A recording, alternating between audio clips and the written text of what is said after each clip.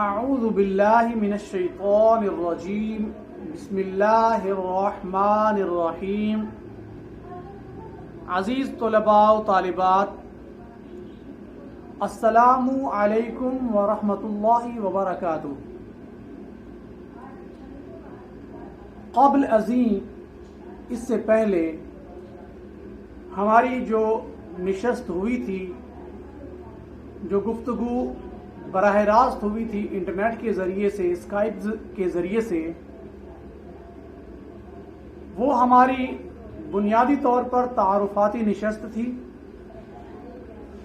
اس میں بنیادی طور پہ میں نے کچھ باتیں آپ سے کہی تھیں قرآن کریم اور عربی گرامر اور زبان کو سیکھنے کے حوالے سے. اس کے بعد آپ کی طرف سے، آپ کے ادارے کی طرف سے ہمیں کچھ فیڈ بیک آیا، کچھ اچھی باتیں ہمیں بتائی گئیں. کچھ آپ کے متعلق یہ بتایا گیا کہ اکثر بچوں نے ماشاء اللہ سے قرآن کریم پڑھا ہوا ہے. مجھے بے حد خوشی ہوئی ہے سن کے ماشاء اللہ. اگر آپ لوگوں نے اسکائپ کے ذریعے سے قرآن کریم پڑھا ہے تو جو پاکستان سے قاری حضرات پڑھاتے ہیں ماشاءاللہ سے وہ تجوید اور قرات کے اصولوں کے آئین مطابق پڑھاتے ہیں، جن قاری حضرات کو میں جانتا ہوں. تو یقیناً آپ کو تجوید اور قرات کی بنیادی اصولوں کے مطابق پڑھایا گیا ہوگا. تو ہمارا مقصد بھی یہی ہے کہ آپ کو قرآن کریم صحیح طرح وتھ رائٹ ڈیفینیشن آپ کو پڑھنا آئے. چونکہ اللہ کی پسندیدہ زبان ہے، ہمارے پیارے نبی حضرت محمد صلی اللہ علیہ وآلہ وسلم کی مادری زبان ہے، تو قرآن کریم کو اسی انداز میں پڑھنا جس انداز میں پڑھنے کا حق ہے. وَرَتِّلِ الْقُرْآنَ تَرْتِیلًا، خوب ٹھہر ٹھہر کے سوچ سمجھ کے پڑھنا، یہ ہم پر واجب ہے.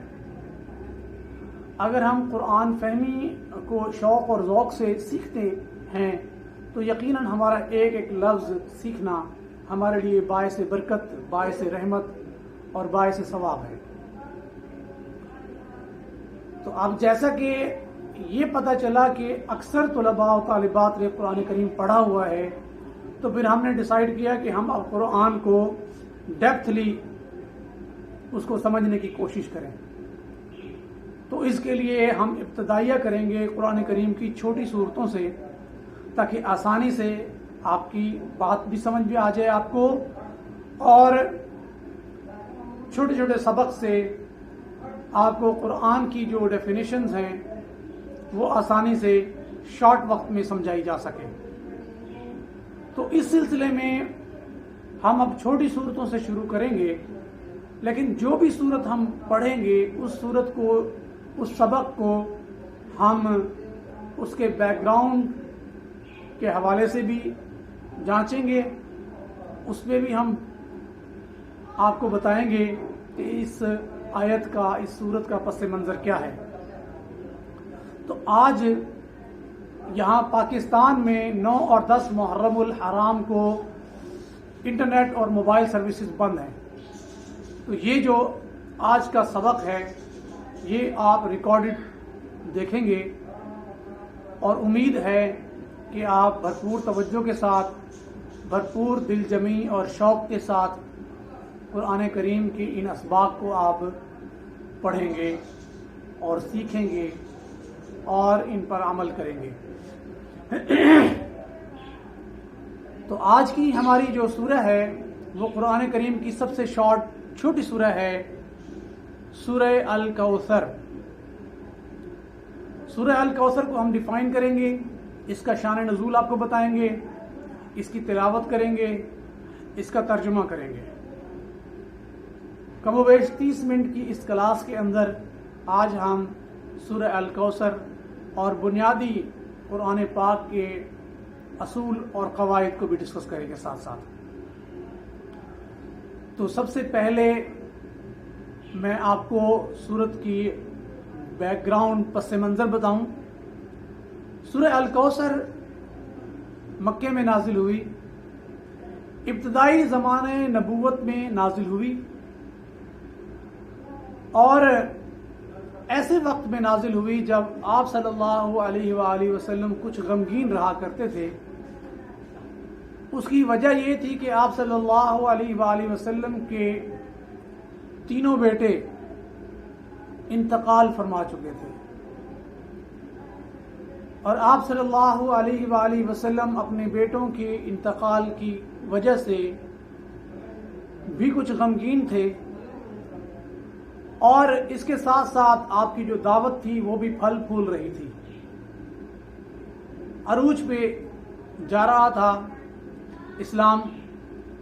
تو جو کفار مکہ تھے، جو مشرکین تھے، وہ آپ صلی اللہ علیہ وآلہ وسلم کو جس طرح کی بھی ایذائیں دیتے تھے، اس میں ذہنی ایذا اس طرح دیتے تھے کہ کہتے تھے کہ محمد صلی اللہ علیہ وسلم آپ اتنی محنت کیوں کر رہے ہیں، جبکہ آپ کے پیچھے آپ کا خاندان تو ہے نہیں، یعنی کہ آپ کی آل اولاد تو ہے نہیں، اور آل اولاد عمومی طور پہ بیٹوں کو سمجھا جاتا ہے، اس وقت بھی سمجھا جاتا تھا. تو جب تمہاری نسل ہی نہیں چلے گی آگے، کس طرح تمہارا نام رہے گا باقی دنیا میں؟ تو اللہ رب العزت نے ان مشرکین اور کفار کو جواب دینے کے لیے سورہ الکوثر نازل فرمائی. یہ اس کا پس منظر ہے. اب اس کے بعد میں اس سورت کی جو قرآن پاک میں اس کی شان نزول ہے، ڈیٹیل ہے، اس میں یہ سورت نزول کے اعتبار سے 15ویں نمبر پہ ہے، اور قرآن کریم میں ترتیب کے حساب سے 114 سورتوں میں اس کا نمبر 108واں ہے، اور یہ مکی سورت ہے. میں اسے دو انداز میں آپ کے سامنے تلاوت کروں گا. ایک اس کا روایتی قرات کا انداز ہے، اور ایک اس کا ڈیفینیشن کا پڑھانے کا انداز ہے. اب دونوں انداز کو آپ نے فالو کرنا ہے. پہلے میں اس کی تلاوت کروں گا، وہ آپ نے بالکل خاموشی کے ساتھ سننی ہے اور اپنے لب ہلانے ہیں میرے ساتھ ساتھ. اس کے بعد ہم اس کو پڑھیں گے پھر، اور اس کو ڈیفائن بھی کریں گے. تو میں تلاوت کرنا چاہوں گا سورۃ الکوثر کی. اعوذ باللہ من الشیطان الرجیم. بسم اللہ الرحمن الرحیم. انا اعطیناک الکوثر فصل لربك وانحر ان شانئك هو الابتر. صدق اللہ العظیم.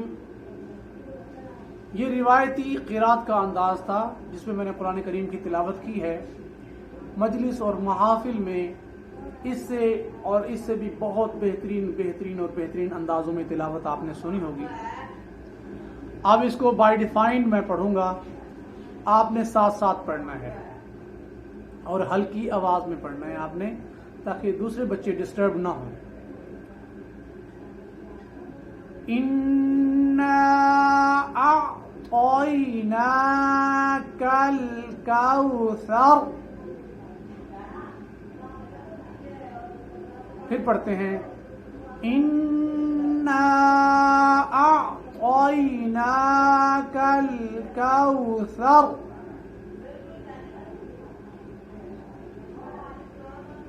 فَصَلِّ لِرَبِّكَ وَانْحَرْ فَصَلِّ لِرَبِّكَ وَانْحَرْ إِنَّ شَانِئَكَ هُوَ الْأَبْتَرُ.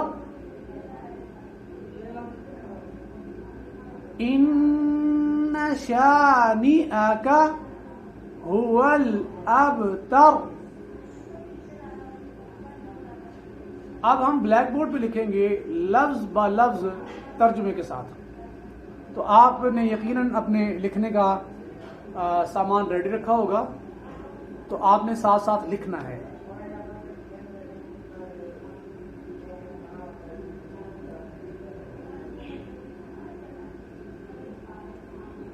अलिफ ज़ेर ई,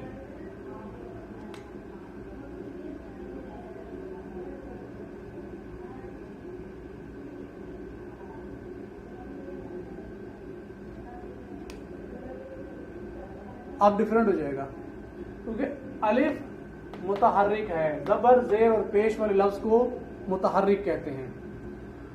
अलिफ मुतहर्रिक है, अलिफ के आगे जो लफ्ज है वो नून है और नून के ऊपर शद है। तो याद रखिए शद वाला लफ्ज या जज्म वाला लफ्ज, जज्म भी इसी में आ जाएगी, बाद में बता दूंगा। जब आएंगे मुतहर्रिक लफ्ज के आगे, जबर ज़ेर और पेश वाले लफ्ज के आगे जब मुतहर्रिक लफ्ज आएगा, मुतहर्रिक लफ्ज के आगे जब शद और जज्म आएगी तो उस लफ्ज को मिलाएंगे आपस में। कैसे मिलाएंगे?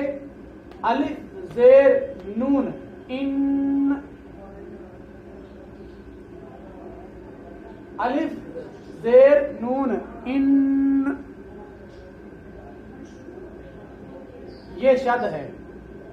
शद और जज्म को मिलाने का तरीका थोड़ा सा मुख्तलिफ होता है।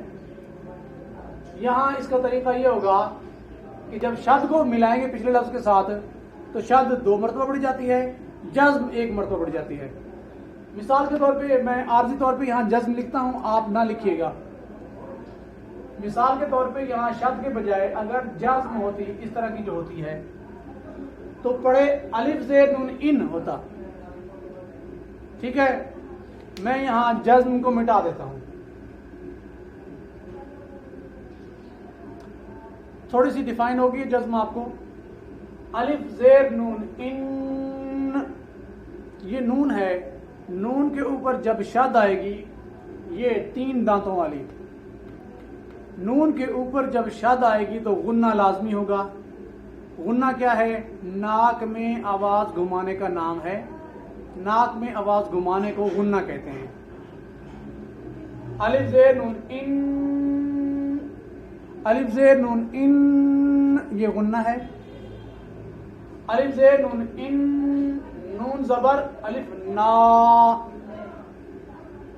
नून ज़बर अलिफ ना, इन्ना। अब यहां दूसरी बात ध्यान में रखें, मैंने कहा एक ज़बर, एक ज़ेर और एक पेश वाला लफ्ज मुतहर्रिक होता है। एक ज़बर, एक ज़ेर, एक पेश को हरकत कहते हैं, हरकत वाले लफ्ज को मुतहर्रिक कहते हैं। जब किसी लफ्ज पे हरकत हो, नून के ऊपर हरकत है, कौन सी हरकत है? ज़बर है। नून के ऊपर हरकत है और आगे अलिफ मिला हुआ है। हरकत वाले लफ्ज खास तौर पे ज़बर के साथ जब अलिफ मिला हो तो उसे एक अलिफ के बराबर खींचेंगे। अब एक अलिफ के बराबर कैसे खींचेंगे? मुट्ठी बांध रखेंगे। अलिफ ज़ेर नून इन, अलिफ ज़ेर नून इन, नून ज़बर अलिफ ना, ना, ना। जितनी देर में ये बंद मुट्ठी की एक उंगली खुलेगी उतनी देर में इस लफ्ज को खींचा जाएगा। ये इसका सिंपल सादा असूल है हरकत वाले अलिफ को खींचने के लिए। तो हमने क्या पढ़ा? इन्ना। 3 चीजें कम से कम आपने इसमें सीखी है। एक सीखी है आपने हरकत, दूसरा सीखा है आपने शद, और तीसरा सीखा है आपने हरकत वाले लफ्ज के साथ अलिफ लगा होना। ये 3 चीजें आपने सिर्फ इसमें से सीखी हैं। इसे आप याद रखिएगा। हम बार बार डिफाइन भी करते रहेंगे, लेकिन जो बहुत अक्लमंद और ज़हीन बच्चे होंगे जैसे कि आप सब बैठे हुए माशाल्लाह से, आप इसको अच्छी तरीके से अंडरस्टैंड कर लेंगे इंशाअल्लाह। अब हम इसका तर्जुमा लिखते हैं।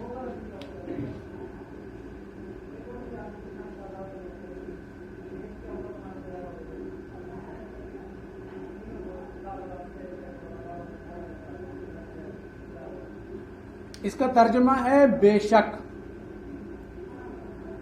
اچھا اگر لفظ ہو انا، الف نہ ہو،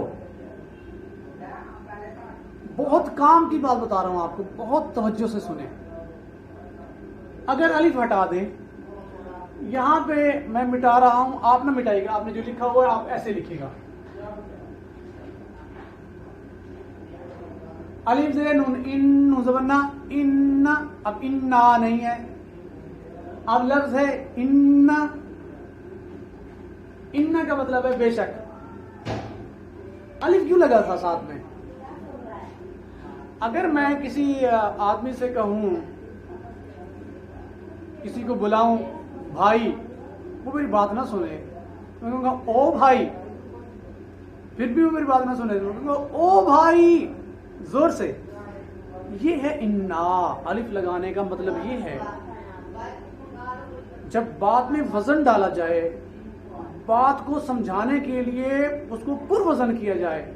یہاں پہ اگر الف لگا دیں گے تو اس کا مطلب بنے گا بے شک بے شک بے شک.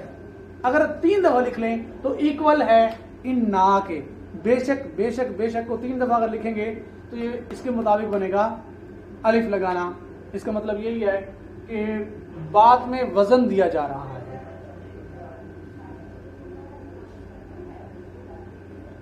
انا بے شک بے شک اور بے شک، بہت ہی زور دے کر بات کو کہا جا رہا ہے بے شک. اگلا لفظ ہے اعطیناکا. اعطیناکا جس طرح میں لکھتا جاؤں اسی طرح ہی آپ نے لکھنا ہے. الف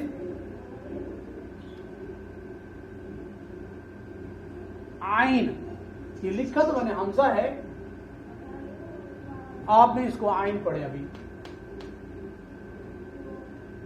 الف زبر عین آ، یہ جزم ہے، یہ جزم ہے، یہ شد ہے. الف زبر عین آ، الف زبر عین آ.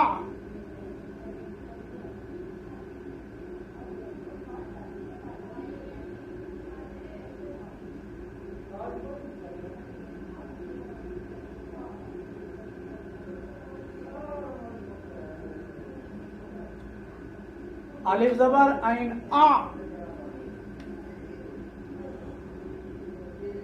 قا زبر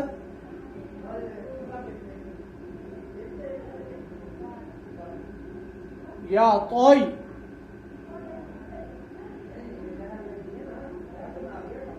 نون، نون کے اوپر کھڑا زبر، کاف کے اوپر ایک زبر. اس لفظ کو لکھنے کے لیے پہلے آپ الف کو لکھیں، پھر عین کو لکھیں، پھر قا کو لکھیں، پھر یا کو، پھر نون کو، پھر کاف کو. آ تو زبر یا طوئی، الف زبر عین آ. الف کو اور عین کو علیحدہ سے بولنا بھی ہے. الف زبر عین آ، آ. تو زبر یا طوئی، آ طوئی. نون کھڑا زبر نا، کھڑا زبر کا اور حرکت والے الف کا ایک ہی اصول ہے، ایک الف کے برابر کھینچنا. انا اعطینا، اعطینا نا، یہ ایک ہی اصول ہے. اس کو بھی ذہن میں رکھیے. اب اس کا ترجمہ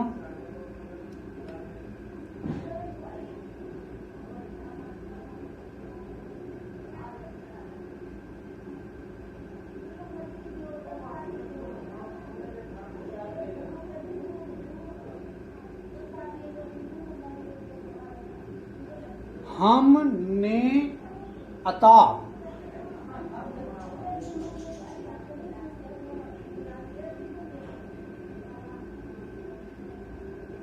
ہم نے عطا کیا.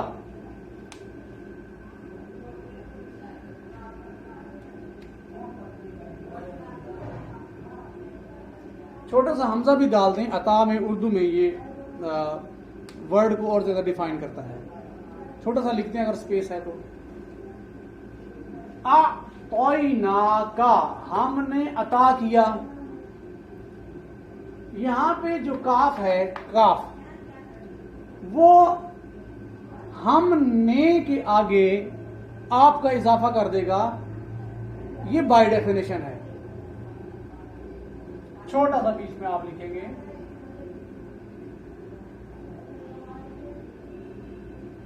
آپ کو. اگر میں بڑا لکھتا، آپ کو اگر میں بڑا لکھتا تو ترجمے کے حساب سے ترجمے کی جو شرح یا قواعد یا جو رولز ہیں وہ اس میں یہ بریکٹ میں آ جاتا ہے. ہم نے عطا کیا لفظ ہے، اب کاف دلالت کرتا ہے آپ کو. تو میں آپ کی آسانی کے لیے دوبارہ لکھ لیتا ہوں. اگر آپ کے پاس ریموونگ کی آپشن ہے تو ٹھیک ہے، ادروائز آپ اس کو انڈرسٹینڈ کریں. لفظ ہے ہم نے عطا کیا، کاف دلالت کرے گا آپ کو کہ کسے، یعنی کہ جس کو عطا کیا اس کی طرف اشارہ کیا جا رہا ہے.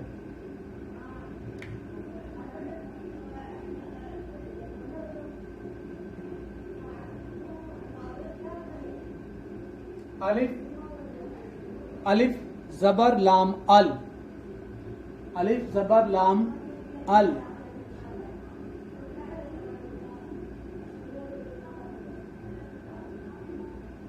کاف، کاف زبر واو کو، الکو.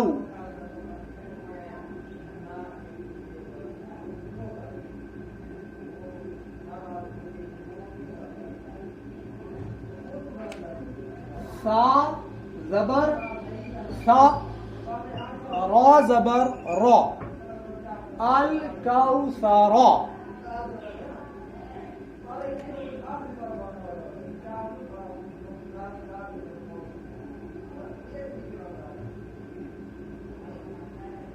کوثر، کوثر کی ڈیفینیشن تو بہت لمبی ہے، بہت لمبی تشریحات ہیں. جنت کی نہر ہے جو میدان محشر میں ہوگی، جہاں سے حضور صلی اللہ علیہ وسلم پانی بھر بھر کے عطا کریں گے، مومنین کو پلائیں گے. محشر کی گرمی میں وہ بہت ریلیف دے گا، بہت ٹھنڈک پہنچائے گا. تو کوثر کی ڈیفینیشنز بہت ہیں. یہ عام ڈیفینیشن ہے کہ جنت کی ایک نہر ہے جو اس میں ہے، میدان محشر میں ہوگی.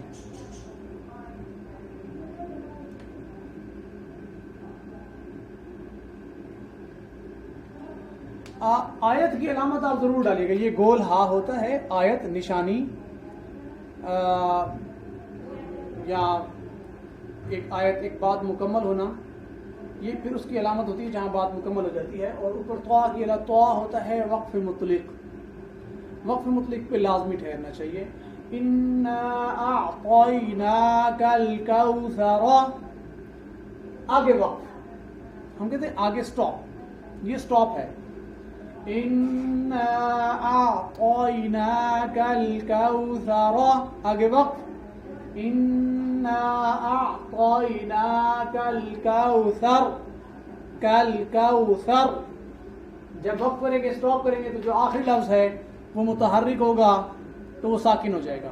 اور متحرک کا مطلب میں نے آپ کو بتایا ہے، ایک زبر، ایک زیر اور ایک پیش متحرک ہوتی ہیں. جب آخری لفظ کے اوپر حرکت ہوگی اور آگے آیت آ جائے گی تو آخری لفظ ساکن ہو جائے گا. آپ نے یقیناً لکھ لیا ہوگا. اگلی آیت کی طرف جاتے ہیں.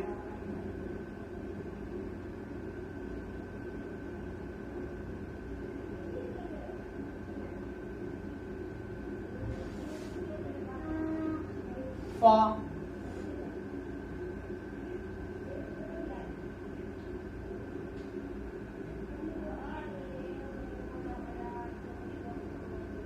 یہ جزم ہے، یہاں نہیں آئے گی. چل،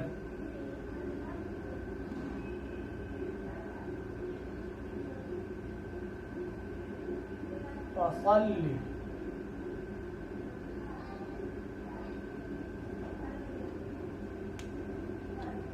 فا زبر فا،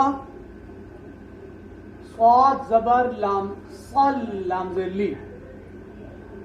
جزم کو تو ایک دفعہ پڑھیں گے اور جو شد ہے وہ 2 دفعہ پڑھیں گے. ایسے جیسے ہم کسی گیند کو دیوار پہ ماریں گے تو کیا کرے گی؟ وہ اچھل کے واپس آئے گی. جو شد ہے اس کا یہی کام ہے. صاد کو لام کے ساتھ ٹکرایا اور پھر وہی لفظ ٹکرا کے واپس آ گیا. فا زبر صاد، فا زبر لام، صاد زبر لام، صل لام ذلی، صاد زبر لام، صل لام ذلی، صلی. صلی ہاتھ کی مثال ہے، گیند واپس آ گیا آپ کے ہاتھ میں. فصلی.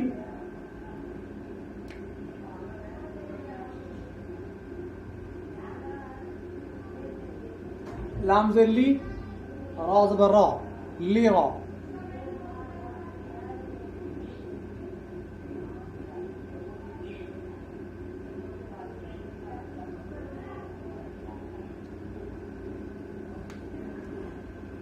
فصلی لربک، فصلی، فصلی لربک. لام ذلی، را زبر با، رب. با کے اوپر شد لگائیں. را زبر با، رب، با زبر بی، لربی، کا زبر کا. فصلی لربک، فصلی لربک. فصل اصل میں یہ لفظ صل سے بنا ہوا ہے. صل صلات سے پھر ملائیں گے اس کو تو صلات کا مطلب ہوتا ہے جھکنا. صلات کا مطلب نماز بھی ہے، جھکنا بھی ہے. فصلی، سو.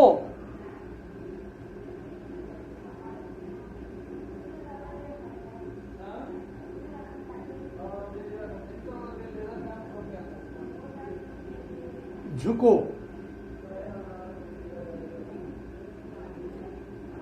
سو بھی کہا جاتا ہے، تو بھی کہا جاتا ہے، مختلف تراجم ہیں. جھکو آسان لفظ ہے. فصل، جھکو، صل، صلو، نماز. لربک،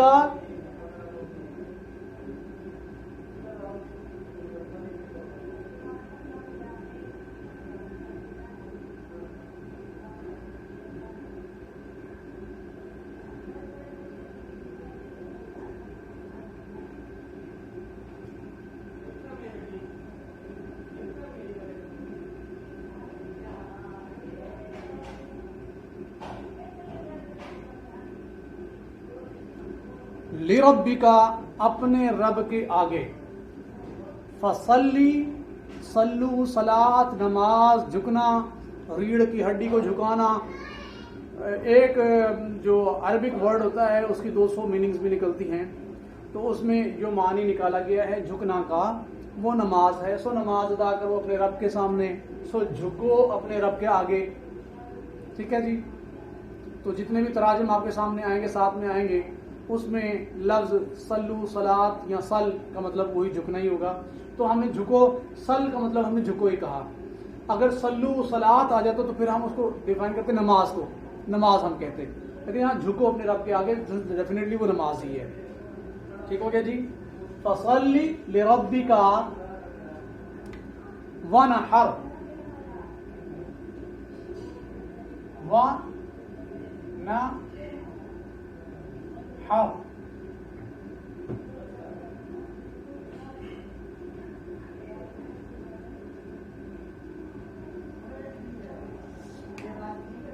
واو زبر وا، نون زبر نا، ہا زبر رحر. یہاں پہ ہا ساکن ہے، یہاں پہ را ساکن ہے، را کے اوپر جزم ہے. فصلی لربک ونحر. ونحر وہ آگے میں نے پہلے لکھ دیا تھا، لربک رب کے، ونحر آگے سامنے بارگاہ میں. یہ نحر اگر میں یہاں سے اس کو مٹا دوں، آپ نہ مٹائیں، اگر آپ کے پاس مٹانے کی آپشن ہے تو پھر ٹھیک ہے. سامنے،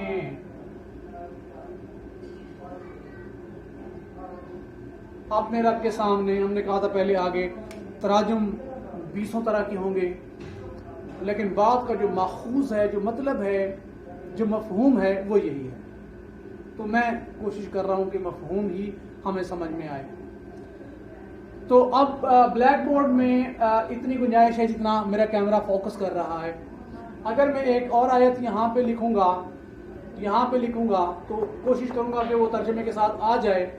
اگر میرے کیمرے کے فوکس میں جو مجھے نظر آ رہا ہے نہیں آئی تو پھر میں اوپر والے کو مٹاؤں گا آپ کو سمجھانے کے لیے.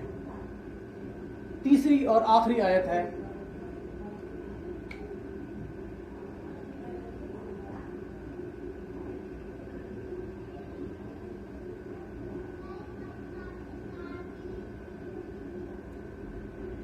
ان، اب یہ آ گیا پھر بے شک. پہلے تھا انا، بے شک بے شک بے شک، پوری توجہ کے ساتھ پورے زور کے ساتھ بتایا جا رہا تھا بے شک بے شک ہم نے آپ کو عطا کیا، غم نہ کرو، تسلی رکھو. اب یہاں انا آ رہا ہے تو یہ بھی سنگل ڈیفینیشن، ڈوئل ڈیفینیشن میں بھی سمجھ لیں اس کو. تشدید کا مطلب تو ویسے بھی ڈوئل ڈیفینیشن ہوتا ہے، یعنی کہ آواز جیسے ٹکراتی واپس آتی ہے. تو انا میں بھی وہی آ جاتا ہے انداز کہ بار بار کہا جائے، توجہ کرے اور شک نہیں ہے اس میں. تو آگے آ گیا انا.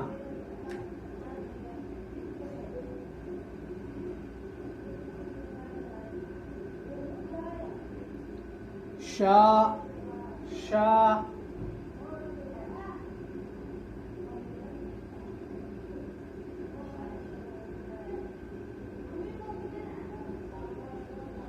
ان شانئ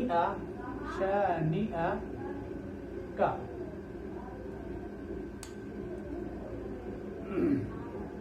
حروف تہجی کے 3 حروف ہیں، اس میں الف اور حمزہ یہ سیم چیز ہے. حمزہ الف کی دلالت کرے گا.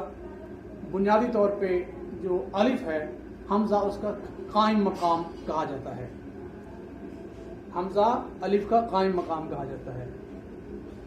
ان شانئک، شانئک شانئک. اب ہم اسی کا ترجمہ لکھیں گے.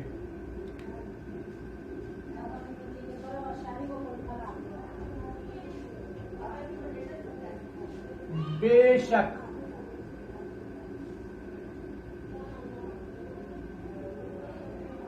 انا بے شک، شانی آکا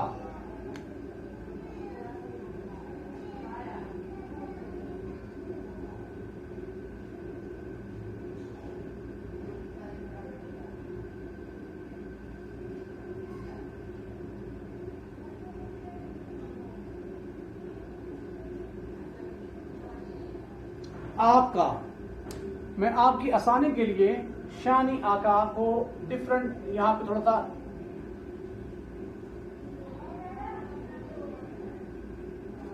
اسپیس دے کے آگے لکھ رہا ہوں. پھر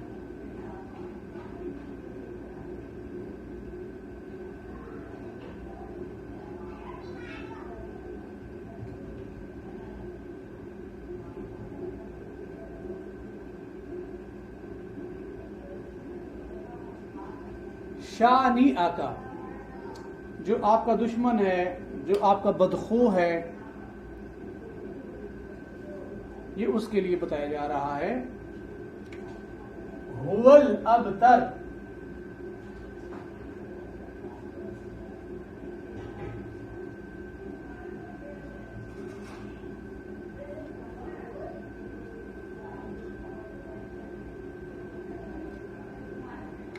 ہوا حافظ ہو، واو زبر وا، ہوا.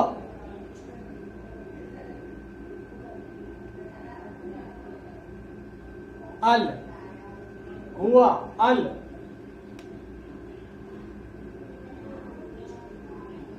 جو جزم ہے وہ لام کے اوپر آئے گا. ال، الف زبر آ.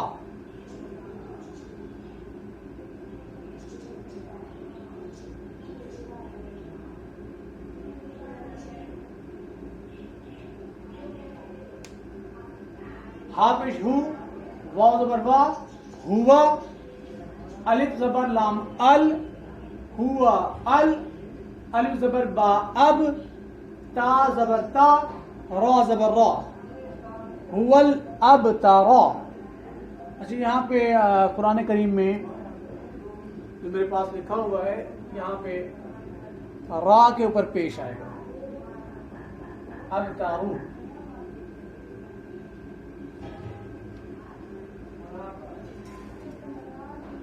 تو جو دشمن ہے آپ کا، وہاں لکھا ہوا تھا 13، میں نے آپ کا لکھ دیا، تو ہم نے اس طرح بھی کچھ لکھنا ہے. تفسیر عثمانی ہے میرے سامنے.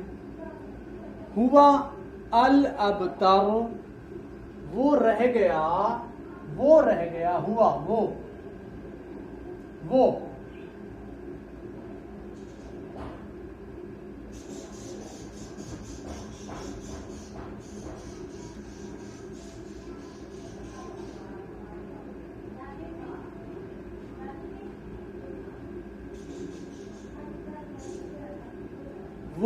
رہ گیا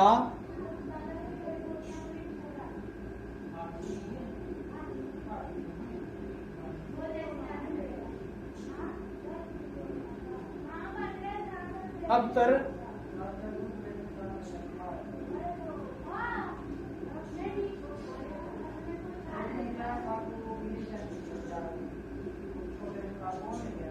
بے نشان، میں بے نشان کو آگے لکھ دیتا ہوں، میرے کیمرے میں مجھے سپیس نظر آ رہی ہے.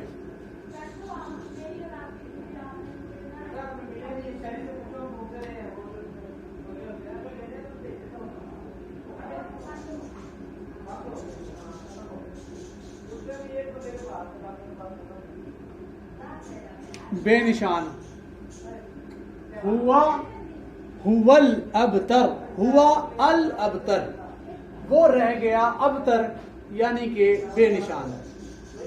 اسے کہتے ہیں آپ کچھ تراجم میں آ رہا ہے دم کٹا، جس کا پیچھا کٹا ہو اس کے لیے ابتر اس کو کہتے ہیں. پیچھا کٹا سے مراد یہی ہوتی ہے کہ تمہارے پیچھے کیا رہ گیا، تمہارے پیچھے تمہاری آل اولاد تو ہے نہیں. سو اس بات کو عربی میں پھر ابتر کہا گیا، اور ابتر کی جو ڈیفینیشن تھی وہ بے نشان، دم کٹا کہا گیا ہے اسے مختلف تفاسیر کے اندر. تو آج ہم نے سورۃ الکوثر پڑھی ہے ترجمے کے ساتھ، ورڈ بائی ورڈ اس کا ترجمہ بھی پڑھا ہے ہم نے اس کی شان نزول بھی دیکھی ہے. تو امید کافی ہے آپ نے آج بہت کچھ سیکھا ہوگا.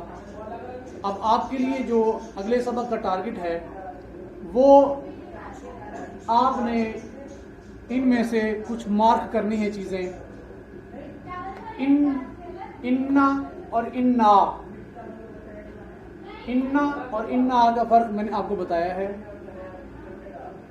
اعطیناکا، اعطیناکا انا میں بھی اور اعطیناکا میں بھی اور الکوثر میں بھی ہم یوں کرتے ہیں کہ ہم الف سے بننے والے لفظوں کو اکٹھا کر کے ان کے معنی ڈھونڈیں گے. 5 لفظ آپ ڈھونڈیے گا. ابھی آپ گوگل کیجیے گا یہ قرآن پاک میں سے 5 لفظ جس میں الف آتا ہو، الف، انا، اعطیناکا، الکوثر، الابتر بھی ہے. 4 لفظ تو یہاں پہ ہیں، آپ کو اسے بھی ڈھونڈ لیجیے گا تو آپ اس کے ترجمے لکھ لیجیے گا، اس لفظ کو ڈیفائن کیجیے گا. یہ ہمارا آج کا سبق تھا. 30 منٹ کی جو کلاس ہوتی ہے بہت کم وقت ہوتا ہے، لیکن چونکہ وقت کو مد نظر رکھنا پڑتا ہے، مجبوری ہے. امید کافی ہے آپ نے بہت کچھ سیکھا ہوگا انشاءاللہ، اور آگے سیکھنے کی لگن اور جذبہ آپ کے اندر دن بدن انشاءاللہ بڑھے گا. سو 1 ہفتے کے اندر آپ نے جو ہمارا اگلا سبق ہوگا وہ مشورہ تو ہم کر لیں گے، لیکن میرا خیال ہے اگلا پھر ہم وہی سورۃ الاخلاص ہی ہونا چاہیے. سورۃ الاخلاص، قل هو اللہ. تو اس کو بھی آپ نے اپنے طور پہ پڑھنا ہے، پھر میں اپنے طور پہ پڑھاؤں گا بائی ڈیفائن اور چیزیں. تو انشاءاللہ العزیز ملاقات ہوگی آپ سے اگلے سبق میں، اور اللہ کرے گا انشاءاللہ وہ براہ راست ہوگا. یہ آپ کے پاس ریکارڈڈ ہے سبق. امید کافی ہے آپ نے بہت کچھ سیکھا ہوگا. اللہ تبارک و تعالیٰ میرا سکھانا اور آپ کا سیکھنا اپنی بارگاہ میں قبول و منظور فرمائے، اور کہانی گھر کلچرل اینڈ لینگویج سینٹر میں دن بدن روز بروز دن دگنی رات چگنی ترقی اور خیر و برکت عطا فرمائے. السلام علیکم ورحمۃ اللہ وبرکاتہ.